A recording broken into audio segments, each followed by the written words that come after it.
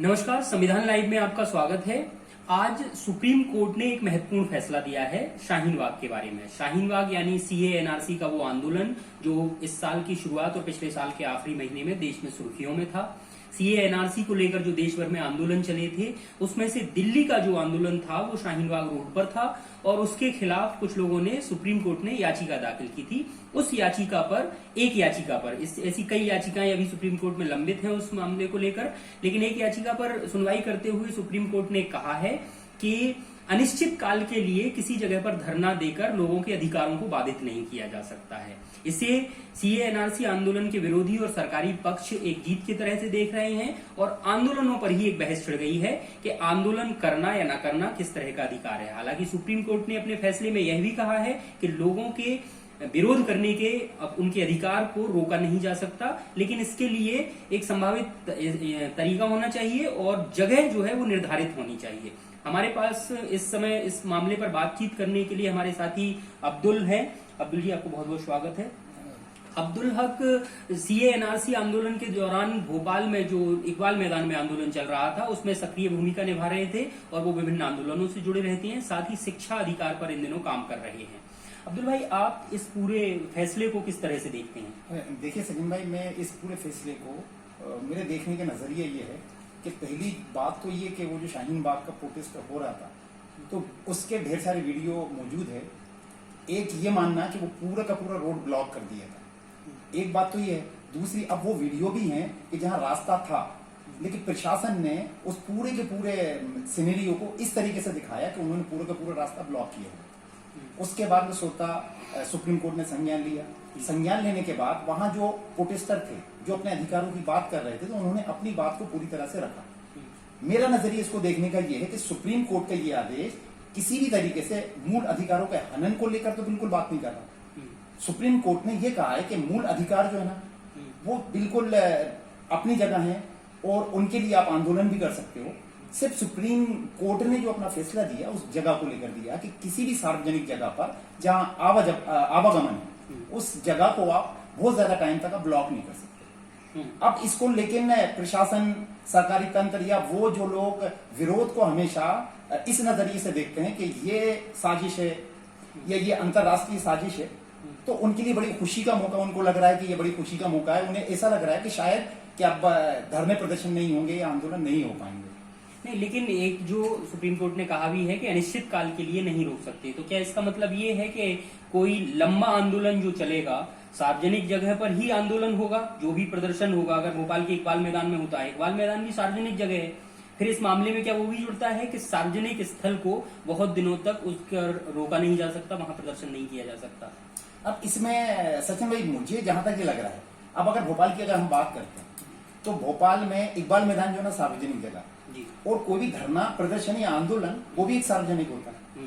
अब public domain में से वो लोग जिनके मूल अधिकारों का हनन हो रहा है वो उस जगह जाकर धरना देते हैं, तो वो भी उन्हीं लोगों में से। ये बात हो रही है कि जो वहां से आवागमन हो रहा है या और जो लोग बचे हुए हैं उन्हें वो समझ में नहीं आ रहा।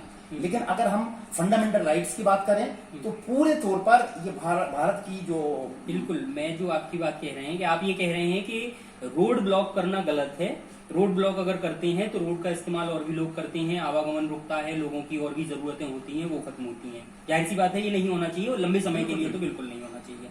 फिर लेकिन उसमें दूसरी बात ये आती है, सार्वजनिक स्थल की बात सुप्रीम कोर्ट ने कही है। वो सार्वजनिक स्थल तो इकबाल मैदान भी है, दिल्ली के जंतर मंतर पे जो प्रदर्शन होते हैं, तो क्या वहां भी ये प्रदर्शन नहीं होंगे? क्योंकि जंतर मंतर से भी आवागमन बाधित होता है, लोग आते जाते हैं। क्या शाहीन बाग पर जो आंदोलन हो रहा था उसमें रूट ट्रैफिक को डाइवर्ट करके दूसरी जगह किया गया था?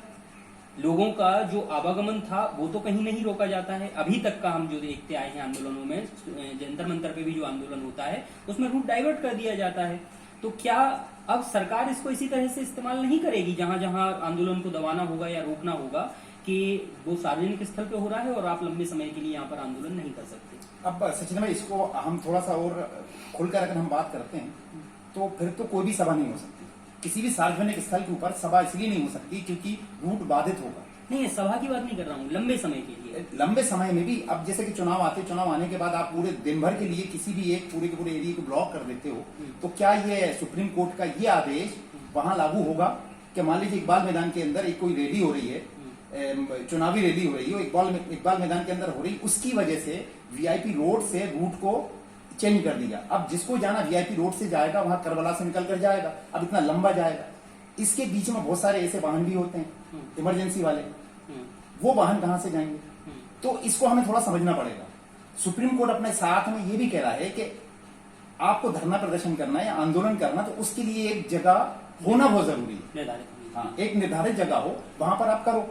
और ये वैसे भी बहुत अच्छी बात नहीं है कि हम अगर जनता की लड़ाई लड़ रहे हैं तो जनता को परेशान करके तो नहीं लड़ी जा सकती। और एक शाहीन बाग का सिर्फ वो अगर एरिया अगर हटा दिया जाए तो बाकी देश के अंदर कई जगह पर आंदोलन हुए। अब जैसे भोपाल के अंदर सत्याग्रह जो हुआ इकबाल मैदान के अंदर, अब इकबाल मैदान के अंदर वो पूरी की पूरी टीम पूरे के पूरे ट्रैफिक को कंट्रोल भी करती थी कि जब पब्लिक ज्यादा होती थी। तो हमारे पास स्पेस होना बहुत जरूरी है, लेकिन अगर सरकार इसको हथियार के तौर पर इस्तेमाल करेगी तो फिर वो स्पेस ही नहीं देगी। जाहिर सी बात है कि क्योंकि ज्यादातर जो शाहीन बाग के आंदोलन हुए थे लगभग 2500 जगहों पर, उनमें से ज्यादातर जो आंदोलन थे वो ऐसी जगहों पर थे जो मेन रोड से हटकर थी, या किसी पार्क में या किसी ऐसी जगह पर जहां आंदोलन होते रहते हैं। हर शहर में ऐसी जगह होती हैं। इसी से जुड़ा हुआ मेरा एक सवाल और भी है, क्या आपको लगता है कि विरोध के तरीके का इजहार करने के लिए हर शहर में कोई एक जगह होनी चाहिए और वो जगह लगातार कम होती जा रही हैं? बिल्कुल। अब अगर हम भोपाल में देखें तो पहले इकबाल मैदान हुआ करता था, उसके बाद इकबाल मैदान के बाद अब प्रशासन ने क्या कहा है कि लीली टाकीज के सामने, नीलम पार्क के सामने का जो एरिया है वो हम आपको देते। अब अगर हमको विरोध करना है और विरोध हमारा अगर जनता को नहीं दिख रहा है या प्रशासन को नहीं दिख रहा है तो हमारा विरोध भी नहीं है। अब आप ये कहो कि हम विरोध करने के लिए कि गोविंदपुरे चले जाए। अब गोविंदपुर में किसी जंगल के अंदर हम जाके विरोध कर रहे हैं, एक तो मेन स्ट्रीम मीडिया जो है ना वो हमें दिखाई नहीं रही, और पब्लिक की लड़ाई के लिए पब्लिक को उस विरोध का देखना बहुत जरूरी है कि हमारी लड़ाई लड़ी जा रही है। यानी जनता की लड़ाई जनता के बीच ही लड़ी जानी है और जनता के बीच में रहकर ही लड़ी जा सकती है। सुप्रीम कोर्ट का ये फैसला जहां एक तरफ अच्छी बात भी है औपचारिक रूप से, लेकिन इसका इस्तेमाल सरकारें किस तरह से करती हैं वो देखने वाली बात होगी, क्योंकि सरकारें आमतौर पे आंदोलन प्रदर्शनों को भी अपने नजरिए से देखती हैं और कौन से आंदोलन उन्हें मुफीद लगते हैं और कौन से आंदोलन उनके लिए लंबे समय के लिए मुश्किल पैदा कर सकते हैं, इसके आधार फैसला लेती हैं। तो इस मामले पर बहस के लिए हम आपको भी आमंत्रित करते हैं। अगर आपका कोई सुझाव है, आपके कोई विचार हैं, तो हमें नीचे कमेंट सेक्शन में मेल आईडी पर या फोन पर भेज सकते हैं। एक छोटा वीडियो बनाकर भी भेज सकते हैं। जुड़े रहिए संविधान लाइव के साथ। बहुत बहुत शुक्रिया।